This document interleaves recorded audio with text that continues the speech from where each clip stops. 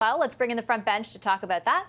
Laura D'Angelo is with Enterprise Canada. She previously worked in Prime Minister Justin Trudeau's office. Next to her, that's Mohammed Ali. He's a former Liberal staffer, now a vice president at Crestview Strategy. With us remotely, Jamie Ellerton is a Conservative strategist and the founder and principal of Canaptus. And rounding us out tonight, Sebastian Skamsky was Director of Media Relations for former Director of Media Relations to Conservative leader Pierre Poilievre. Don't want to mix those ones up. Thanks a lot, everyone, for joining us. It's nice to see you. I appreciate it. Laura, I'll start with you on this one. Are the minister's days numbered in that portfolio, do you think? Oof. I don't know, but I do hope that this Prime Minister learns, Jamie, I do hope this Prime Minister learns some lessons from the last government. I think there's two options here. Surround Minister Anand Sangri with some support, with the things he needs to weather the storm, or make a really difficult choice and cauterize a wound. And hopefully don't pick that secret option C, which is just kind of let it flail, right? I hope there's a decision there.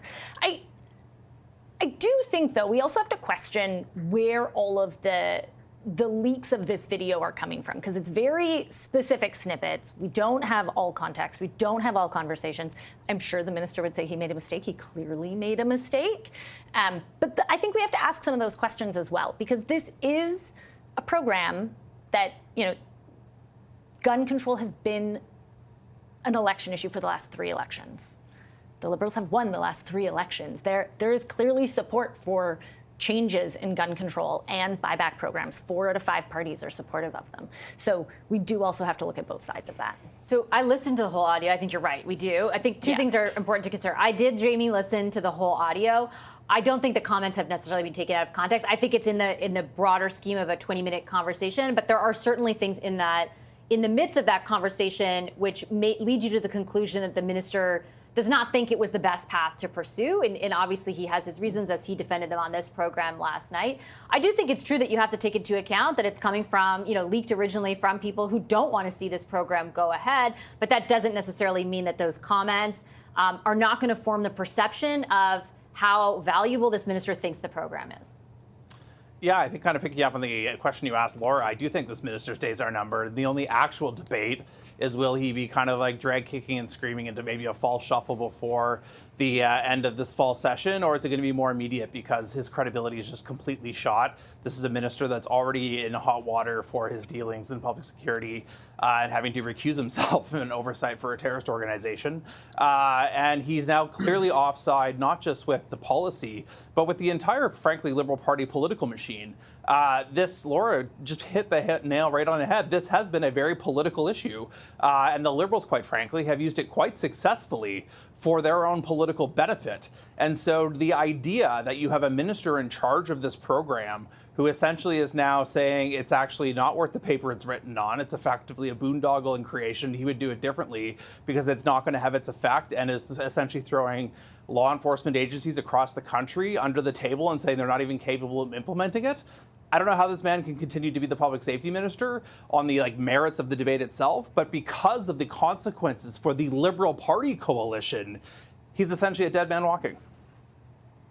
That's a very interesting point. 2 things I would raise out of that for you, Mohammed. First, I would say that I spoke to the minister for 14 minutes last night. I asked him about, in particular, when he said in the conversation he would pursue a different approach. He insisted that meant over the last 5 years he would have done a lot more to bring legal gun owners, into the fold, and he contended that didn't mean de facto that he didn't believe in the program. That's just I'm just putting forward the argument that he put forward. I understand many people probably won't believe it, but that is what he said. At the same time, I think Jamie's point about there are many gun control groups or groups that were formed due to awful things that occurred, like for example on the Danforth in Toronto, who I also read interviews with, who were very disappointed to hear the minister's comments because they felt it took away from what they saw as a policy imperative to bring this forward, not the sheer politics that we hear the minister talking about, for example, vis-a-vis Quebec.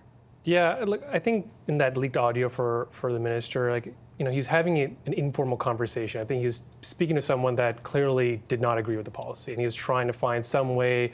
And in fact, we say offhanded things in a conversation where we're not being recorded. So I think that if he wanted to look at, and we also have Natalie Provost, who's also speaking on this issue, who's a big gun rights advocate, that I agree, he doesn't believe that the program shouldn't exist. And I think that they're starting with a pilot project out in Cape Breton, I think, to see and make sure it implements properly. But I still think that they will go ahead. I think police agencies just don't know what to expect. And I think that's why they're trying to do a pilot project to begin with.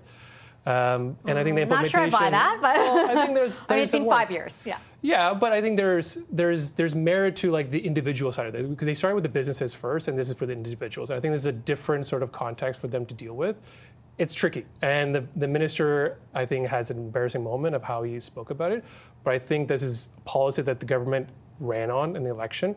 They're going to implement. The prime minister is behind it. So, let's see how the pilot project rolls out first. I think that they, from a political perspective, though, Sebastian, can't abandon it because of what Laura said at the beginning and what Jamie echoed, right? Like, this is not a fight that the Liberals don't want to have from a policy perspective. They don't want to be talking about the minister, obviously, but they want to be talking about gun control because a lot of people in urban centers who voted for them believe there should be more stringent controls, including this as part of a package. Conservatives also want, I would imagine, and you can correct me if I'm wrong, want to be talking about it because they're very sure of where they stand and their voting coalition stands as well. What do you think ends up happening to the minister? Well, I want to start off by giving a great kudos to the minister for being so honest with Canadians. It is rare that we have Liberal cabinet ministers who speak so clearly and articulately from the heart about the true intentions of their policies. So that's number one. Unfortunately for him and for the Liberal government, it is their naked obsession here with wanting to impose this as a kind of boogeyman issue in elections has been revealed.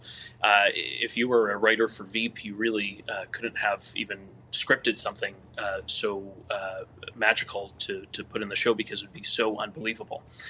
This is a minister who is, in his own words, told by the Prime Minister to implement a program he does not have even a shred of trust in. Here's really the deal about firearms and firearm issues, and I do want to return actually to the words of another Liberal, the Prime Minister. Prime Minister Carney, in fact, said that in July, I believe, that most of the guns that are used in crime and which result in incidents actually come from the States.